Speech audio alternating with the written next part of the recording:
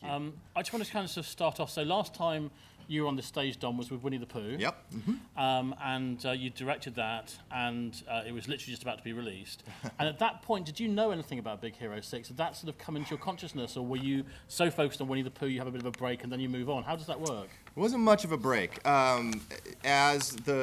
To give you an example, the week Winnie the Pooh was released in the United States. Now, if you remember, it was released here first. I believe it was in April, I think. And it was released in July in the United States. So by July of that year, I was on my first research trip for Big Hero 6. So between when I was here in April and July, I had talked to John Lasseter about my excitement of taking something from the Marvel archives and mashing it up with Disney animation and making a Disney animated film out of something like that. And he was very excited. And so yeah, I looked for what was the best idea, and I found this little gem called Big Hero 6. And I had never read it before. I just liked the title. And I researched it further and actually got the books, and I just fell in love with the characters.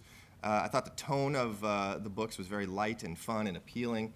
But we really saw that there could be a really emotional story here between this 14-year-old super genius, who loses his older brother, and his older brother's robot that becomes a healer to him. And it was really that emotion is what convinced myself and convinced John and the other directors that this would be the perfect one to turn into a Disney animated film. And it really, I mean, you use the term mashup, but it really is a mashup, isn't it? It's kind of a mashup between kind of Marvel and Disney coming together, which you did as companies a few years ago. It's a kind of East meets West. I mean, the minute it starts, it's San Francisco. Right. You realise that's and then also the way you've kind of got the superhero story with the kind of the boy and his robot, and actually the fact that it's a superhero story, but everything comes through the technology, doesn't it? It's not through that having powers. So it's a mashup in every sense. It is. It is. That was the key word we kept using throughout the process. That this was very much a mashup, and as far as the story goes, it was the challenge of something like this, as you can imagine, was, it really we wanted it to be emotional. There was a really emotional story there between Hero and Baymax and the loss of his brother, and that's very emotional. That's a very emotional story, and that had to be the centerpiece of the film. But then, how do you weave a superhero origin story into that? And that was the biggest challenge story-wise. But I think we finally cracked it. But it always had to come. The emotional story had to be serviced first. I think that's what I'm so proud of the film. It's what I'm most proud of the film of, is the fact that I think most people think they're going in to see a superhero story, and they walk out and understand that they've just had kind of a rich thematic ride with a lot of emotion. Yeah. And Roy, amongst other things, you had produced Tangled, which was the film before Winnie the Pooh. And at what point did you kind of join the project and start producing? I actually came in relatively late. I've been on the project for a little bit more than a year at this point, and came in and we did a complete rewrite of the script. Fortunately, the world was pretty much defined, and we knew where we were going, and we just went in and did a kind of a major tweak of the script. And it's been a great ride.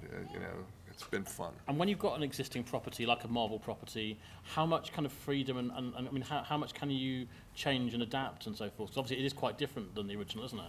Yeah, it's basically an original story based on Marvel characters, and that decision was made very early on when because I didn't pitch one idea. Our process is such that we never pitch just one idea to John Lasseter. We're asked to pitch at least 3. In this case, I think there was 5 or 6 different things that I pitched, and Big Hero 6 being one of them. And so once John picked Big Hero 6, I went to the Marvel guys. They have sort of a creative committee, not unlike our Story Trust, and said, "Okay, guys, John picked Big Hero 6." And at first, I think they were a little surprised because of its relative obscurity.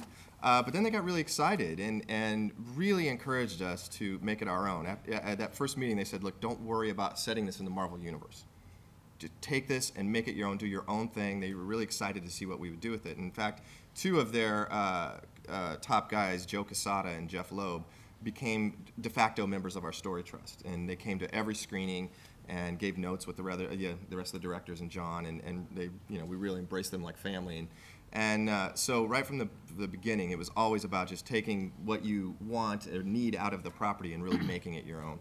And obviously we're very used to seeing robots on screen, but usually they're metallic. They often turn against humanity at some point. They do. And this is a completely different robot, unlike anything we've ever seen before. Yeah, Both yeah. in terms of it being a robotic, but also in terms of the visuals, the animation that's required. Yeah. Can you just tell us a little bit about the birth of Baymax? Yeah, absolutely. So it was that week that Winnie the Pooh was released in the United States. It was mid-July. I was on a robotics research trip, and I went to Harvard and MIT and Carnegie Mellon. And again, what I was hunting for was an original robot, and because I knew I was a little concerned by that. If we're going to put a robot on screen, it had to be something unique. And so what we did is we put up every picture of every robot ever that has existed in the history of movies, and looked at him with John, and he's like, okay, we got to do something different than all of this stuff. So I knew I had my work cut out for me. So I did that research trip, and that's just a staple of what we do. I mean, we always do research before we do anything else. And so I went to those universities again on the hunt for something unique, but we also had the term in the studio, Huggable Robot. We knew his function in the story was to be a healer of sorts for Hero, and so we were looking for a huggable robot. And it was at Carnegie Mellon University in Pittsburgh that I ran into a researcher, and his name is Chris Atkinson. And he's doing research in soft robotics, which is a very new field of robotics, bleeding edge stuff, really, really out there. And he had a very crude arm that was made of vinyl, and it was inflatable. And the practical application for this technology is going to be in the healthcare industry in the future. And so, Chris is a very passionate roboticist, and he started going off on how frustrated he is as a roboticist that every time there's a robot in a movie, it's always the bad guy. And it's always technology run amok, and when is somebody going to put a robot on screen that's the good guy and it's the hero of the story? And finally I just stopped him. I was like, dude, you had me at inflatable. Like, I love this technology. And I knew I'd found my huggable robot, and that character of Baymax came, not just the design of him or the technology of him, but his personality as a caregiver, as a healthcare companion. Came from that research trip. But it's one thing seeing it in practice and imagining it. Yeah. But it's another thing actually seeing it rendered on screen. Yeah. And how did you kind of sell it to the guys in terms of how the technology would work to animate it? It wasn't a hard sell, I think, because it's such an interesting technology. And again, everybody at Disney, we all accepted the challenge of the putting a robot on screen we'd never seen before. And I think everybody saw the animation potential of an inflatable robot. Essentially, he's kind of a balloon, and so squash and stretch is sort of a staple of animation, and we love to squish things and stretch them and squash them, and felt like he'd be perfect for that. And so when the animators did his walk, they do walk cycles once he's animated, and they came up with 3 walks, and they were looking for the cutest walk they could come up with, right? And so they looked to nature, and so they did one walk that was a human toddler, and it was very cute, absolutely adorable. They did another walk that was a human toddler with a full diaper, which was also very cute and appealing, unless you're the parents. And the third one was a baby penguin, and that was the cutest walk we'd ever seen. And so Baymax's walk is actually based on a baby penguin.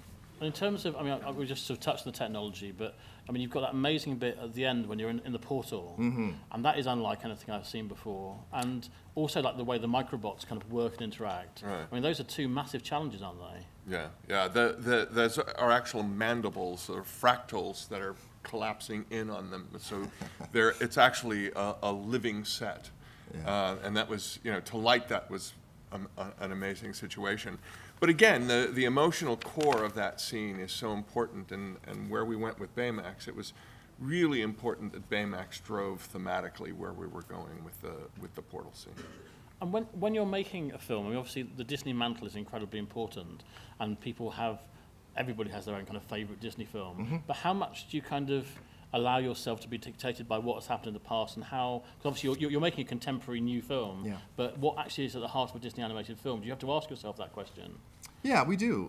We ask it, often. We're very aware of it, in that, we all grew up wanting to work at Disney. I told my parents that, I don't know, when I was like 5 or 6, that, someday I'm going to work at Walt Disney Studios. And so we're all very aware of it. We're all influenced by it. That's generally where we all became passionate about animation, So, it's but you have to kind of put that in the back of your head, because we are making films right now, and they have to live up to those classics of the past. And if you look at commonality between them, essentially all of the films, have humor and great characters. They all have great characters and generally very funny. But the thing that I think separates the Disney films from other films is just the emotion in them, and the fact that, you know, you can watch Dumbo and you can be, you know, crying your eyes out. You watch Bambi, you're crying your eyes out. Lion King, on and on and on. And so for us, that we always start with that. The story has to have a strong emotional spine,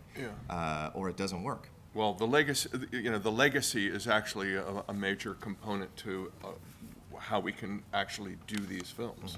You know, we look at a film with a theme of loss and redemption, and essentially you look at go back to Pinocchio, go back to Bambi, go back to Lion King. You know, that's something that we've always been able to handle, and it's about finding ways of telling stories that are new, but still fit into the pocket of that kind of thematic depth. Yeah, Walt had a phrase, and it was, you know, for every laughter there's a tear. You know, and I think that that's been a staple of Disney animation, and we're just trying to carry that mantle forward. At the end of the film, obviously, we saw that very tantalising scene with the sort of Stan Lee character, and can you just tell us a bit more about that and at what point that came in? Yeah, very late, very late.